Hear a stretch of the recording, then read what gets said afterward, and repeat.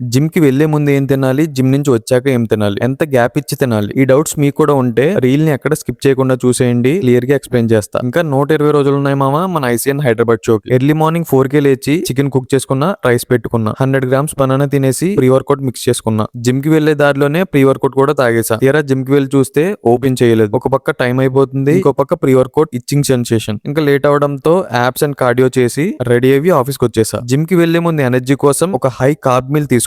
1 hour ముందు ఒక 50 grams oats with milk తీసుకోండి. మీ దగ్గర వే ప్రోటీన్ ఉంటే దానితో మిక్స్ చేసుకోండి, లేకపోతే ఎగ్స్ తీసుకోండి ప్రోటీన్ కోసం. ఇంకా వర్కౌట్ తర్వాత మజిల్ రిపేర్ అవ్వాలంటే ఒక హై ప్రోటీన్ మీల్ ఉండాలి. I suggest chicken and rice. ఈ 2 రెసిపీస్ కావాలంటే 121 అండ్ 123 డేస్ అవుట్ వీడియోస్ లో చూడండి. ప్రీ వర్కౌట్ మీల్ కి పోస్ట్ వర్కౌట్ మీల్ కి మాక్సిమం 5 అవర్స్ మాత్రమే గ్యాప్ ఉండాలి. ఇంకా మార్నింగ్ వర్కౌట్ బిస్కెట్ అవడంతో నైట్ వెళ్ళి కంప్లీట్ చేసుకున్నా. నెక్స్ట్ ఏ టాపిక్ మీద వీడియో చేయాలో కామెంట్ చేయండి, తప్పకుండా చేస్తా. మళ్ళీ రేపు కలుద్దాం మామ. జై శ్రీకృష్ణ.